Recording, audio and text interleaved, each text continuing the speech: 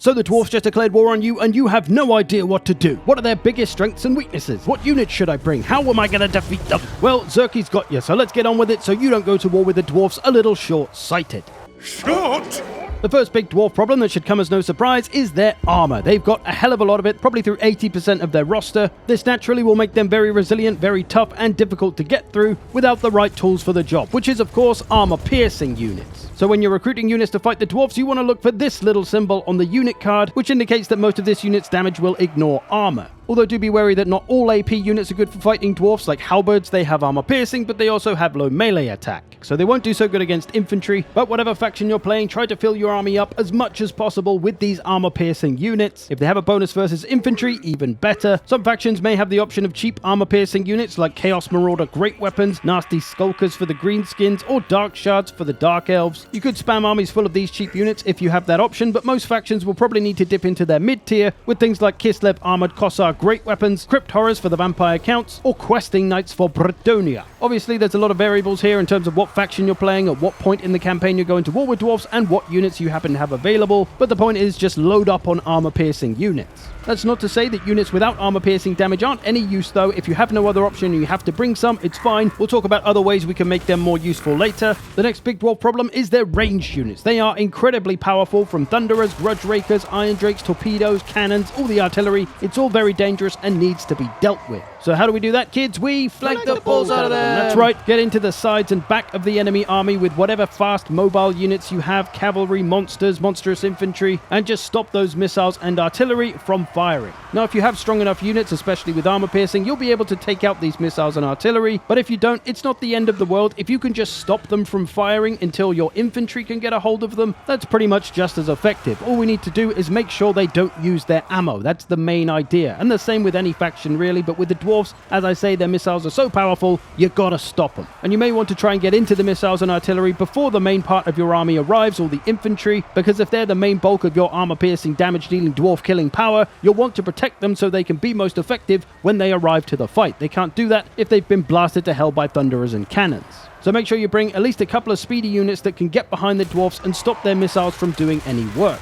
If you don't have any cavalry or anything that can really do that very well, even infantry will do the job. The dwarfs don't really have any great units for defending their flanks, and the AI isn't very good at it anyway. So make sure you bring something that can deal with the dwarf ranged power. And the last big problem the dwarfs may present you is their air power. Various types of gyrocopter and thunder barges can be very dangerous if left unchecked. Their bombs can be very powerful, and there's nothing worse than having gyrocopters sat above you just blasting away at you with nothing you can do about it. Their damage output can be fairly slow, but it will add up over time. The easiest option for dealing with them is probably going to be ranged units, preferably with armor piercing. The only downside of this is that if your missile unit isn't that strong and doesn't get rid of them quickly, they're going to be able to use their ammo, but shooting at them with anything is better than nothing, even if it's not armor piercing. You just don't want to let them sit there and use all their ammo. The best way to deal with them though, if you can get a hold of them because they are very quick, is in melee. They only have single-digit melee defense, so even a crappy air unit like Furies can take care of them, but if you've got a single entity monster or a lord or hero on a flying mount, they can do the job as well, or at least chase them around so they can't use their ammo. So we need to put something in our army, whether missiles or air units, to deal with them. So when recruiting units to build your army, keep these three things in mind. Watch out for the armor, the ranged units, and the air units. Bring something in your army that can deal with all of those things. As you can see here, I've got a lot of armor-piercing killing power in infantry. I've got some mobility to get after those missiles, chariots, cavalry, and to deal with the air, I've got a hell cannon that could shoot at them, and one of my heroes is on a dragon mount. So if you make sure your army is built to be able to deal with these three things, then you should be in pretty good stead to defeat any kind of dwarf army, no matter their composition, whether it's more melee units, ranged units, or air units. Although remember, there's going to be variables, so like this bottom army, there's a lot of gyrocopters, so you may want to bring more anti-air if you're going to face something like this army. So that's the basics of dealing with dwarfs. Now let's delve a little deeper. As we know, dwarfs have a lot of armor, and that makes them very tough, but they also have a lot of melee defense and a lot of leadership. That little holy trinity is what makes them super tough. Now for leadership, you do what you can, as you do with any faction. You flank the crap out of them, you make their units fight on both sides. This gives them attacked in the rear penalties. That's going to make them break a little bit sooner than if they were just fighting from one direction. Or you can use any kind of leadership debuffing spell or ability, like Doom and Darkness. So you do what you can about leadership, but in campaign they get buffed up so much, and dwarfs have high leadership, they're almost all unbreakable anyway. What we more want to concern ourselves with is what we can do about the melee defense. Quite simply, the key to beating big melee defense is simply to have bigger melee attack.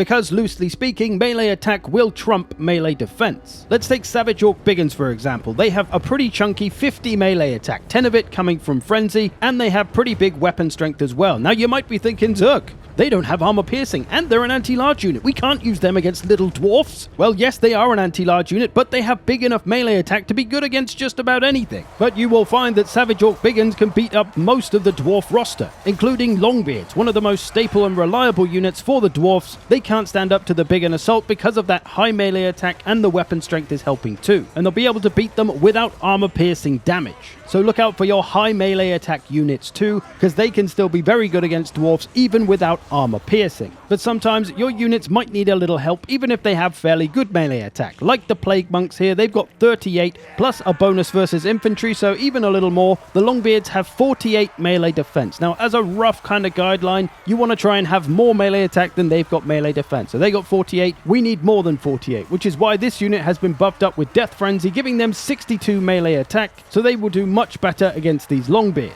And after a couple of uses of Death Frenzy on this unit, they are going to be able to beat the Longbeards with a good bit of health left, comparatively to this unit which hasn't had any Death Frenzy buffs and is going to lose to the Longbeards. So the moral of the story is try to get units which have high melee attack, but if they don't, give them high melee attack with buffs and spells and whatever. And this rolls us nicely into our next point about magic. The entire dwarf roster has this, a 35% spell resistance. What this means is that your magical damage spells like wind spells, breath spells, vortex spells, bombardment spells, these are all going to be 35% less effective against dwarfs. So what can we do about that? Well, simply don't use those kind of spells. Don't use the Lash of Slaanesh breath spell, use Hysterical Frenzy, that's a big melee attack boost and a damage boost. Don't use the Banishment Vortex spell, use Barona's Time Warp, that's 24 melee attack for nearly a minute for all units in an area. Don't use the Scorch Breath spell, use the Death Frenzy buff for that melee attack and damage boost. So you get the idea. Don't use your magic spells, use your buffs and debuffs. Melee attack is obviously a very good choice, but melee defense reduction for the enemy is also good, does the same thing essentially. Any kind of armor reduction debuff is going to be very handy as well against the dwarves, of course, like Soul Blight here, or just straight up damage boosts, especially to armor piercing. That's obviously going to be very nice against the dwarfs. You might be forgiven for using magic missile spells though to take down gyrocopters if you lack any other means to take them down, because a 35% damage reduced attack is better than no attack at all. Now let's talk about the dwarf's biggest weakness.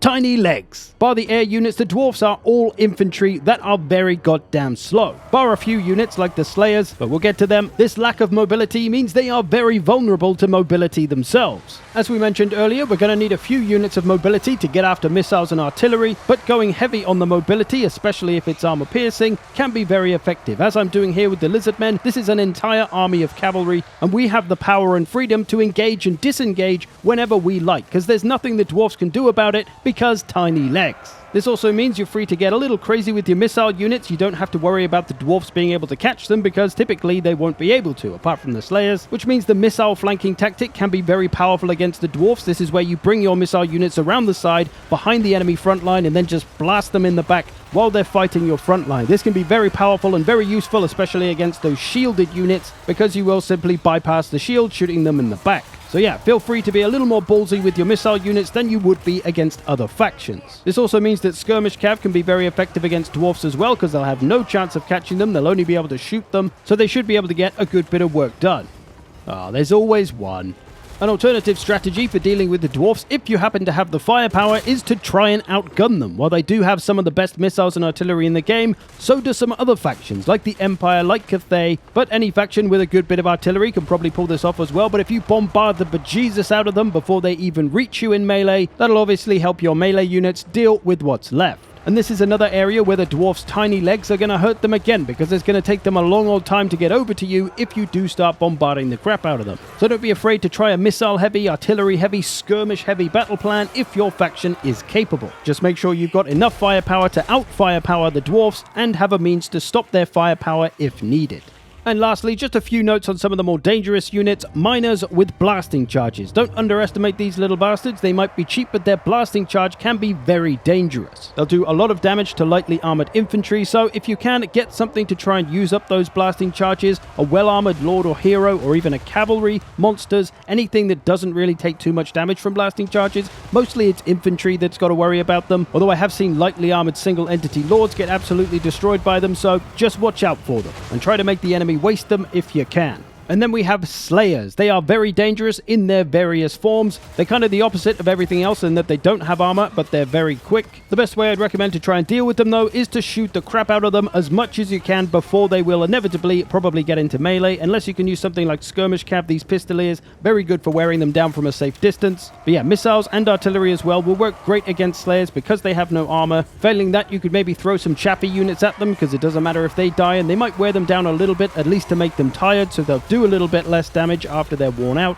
And of course, they are generally anti-large, but they will still mess up infantry, which is why you don't really want them to touch anything. If they do get a hold of your large, try to get away from them as quickly as possible. Although cav charges can be a great way to put damage on them very quickly, even just charging them in the face. You are going to take some damage in return, but as long as you get straight out of there, it shouldn't be too bad. And lastly, Thunder Barges, of course, need to mention. These are very powerful, very dangerous, but they're not really much different from Gyrocopters in that they have terrible melee defense. Just shoot the crap out of them or get air units into them. You'll just need more powerful stuff to deal with them. And that is how we can defeat the Dwarfs in war.